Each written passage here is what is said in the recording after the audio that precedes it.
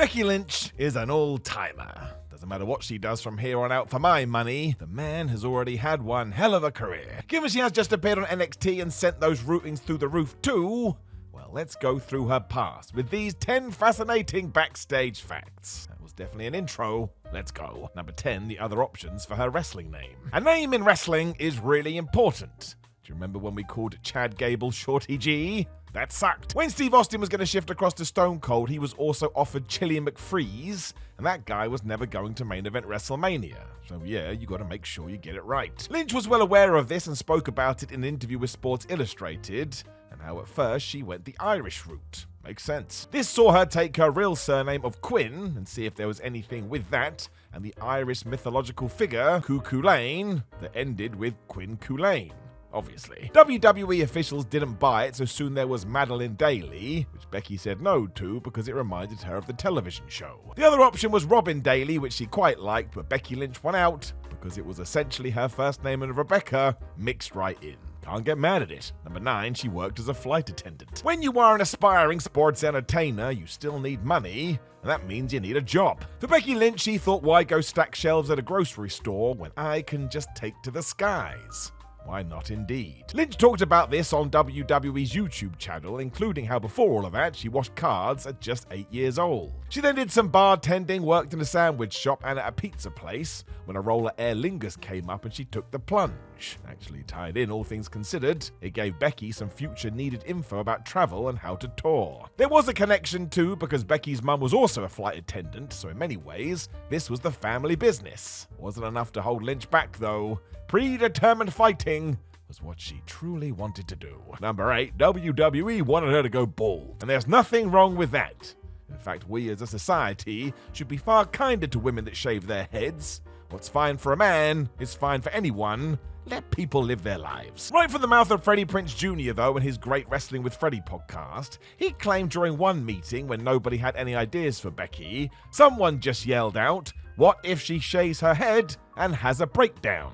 Good grief. Lynch was present for this too, with her and Fred thinking this was ridiculous, although I can only assume this came up again recently. Look at Shotzi. Now, to be fair, she's run with that and then some, but again, if somebody wants to go bald, they can just choose to go bald. You don't have to say they also have some crazy meltdown on top of it. Number 7, she has a shockingly simple cheat meal. That is right. We all want to throw the diet out the window every now and then, and when I do it, I go for pizza. Cheese on toast is the way for me. Sheamus loves talking about this stuff too on his Celtic Warrior Workouts YouTube channel, where he asks wrestlers exactly this. What food do you crave that must enter your mouth once a week? While most go for burgers or nachos, Becky's is far easier. She just wants some toast. That's right. Lynch also mentioned donuts, but even that is second to warmed up bread.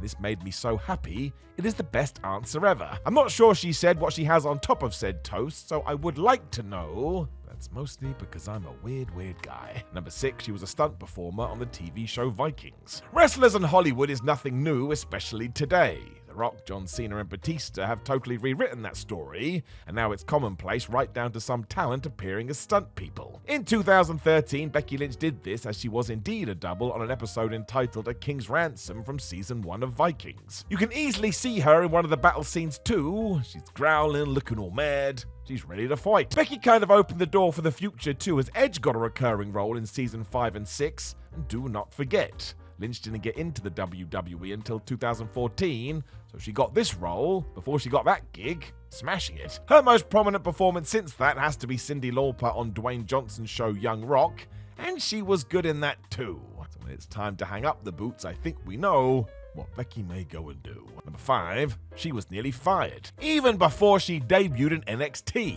Whoops. This would have truly been one of the biggest mistakes in WWE history, but after being signed following that 2014 tryout, it was a tough road for Becky as some higher-ups just didn't see it. According to a report from CBS News, it all came down to this and that infamous it factor. To be fair, even Lynch admits at first she struggled to find her confidence, which tied in, and as such, low esteem was on the menu. Thankfully, somebody saw sense and didn't go through with this. While she did debut with that awful Irish dancing gimmick, Bex turned that around to become one of the most influential stars of the modern era. I don't know about you, That is pretty good. Number 4, she was super happy when a kid roasted Sami Zayn. Let us go back to May 2019 and that very weird segment where WWE put Sami Zayn in some sort of death chair and made him answer questions. It was so bizarre. This was when Sam broke the internet by mentioning AEW, but outside of that, he also had an altercation with a child. Because of course he did. Named Izzy, she wanted to know if Zayn missed his Ginger Snaps tag team he had formed with Becky Lynch during the Mixed Match Challenge.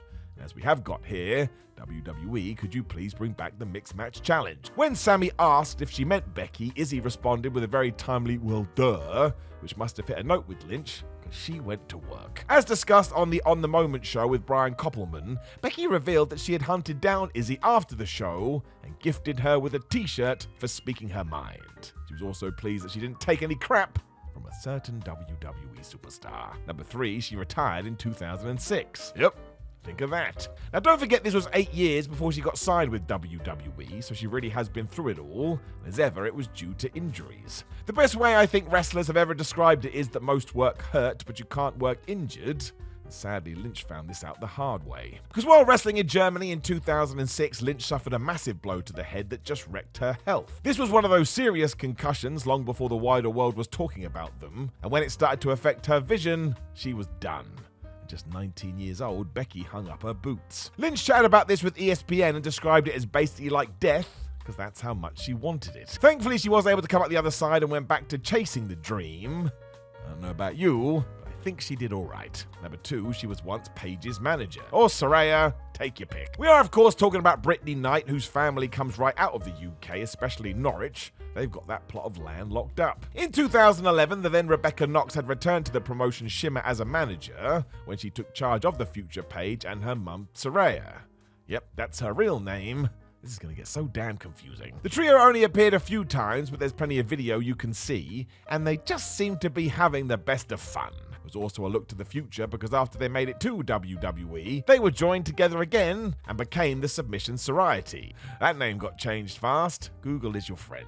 It also underlines how much Lynch wanted to be involved in wrestling, as even if she couldn't fight, she was going to manage. No wonder it all worked out. Number 1, she trained to be a clown. Homer Simpson would be proud. Once again happening after her enforced retirement, Becky clearly wanted to perform in some sense, so turned her attentions to being a clown. Why not? It began when she returned to college and studied acting, before, I suppose, being inspired by Bozo. Revealing all on the Talk Is Jericho podcast, Lynch said the best part of wrestling for her was being foolish, so that's when she went and learned how to be an actual clown. The results were surprising, because she soon realized it's more than just makeup and juggling. There's a certain amount of acting that goes into it too. It does mean that there's an alternative dimension where Becky Lynch is the world's greatest clown, but hey, she has to move away from predetermined fighting at some point. So I say, let us dare to dream. Know any other fascinating backstage facts about Becky Lynch? Well, I do believe there's a comment box down there, so why don't you get into it and start writing stuff? You can also like the video, share the video, and subscribe. Head over to whatculture.com to keep up to date with all the latest wrestling news. And if you would be so kind, you can follow us on social media at Simon Miller 316 and What Culture WWE. My name is Simon from What Culture. Thank you very much for joining me as always. And my favorite Becky Lynch memory is when Baron Corbin hit her with the End of Days. That sounds terrible, but these two knew the kind of reaction they were gonna get, and my word, did they get it. Makes you feel warm and fuzzy in your tum-tum.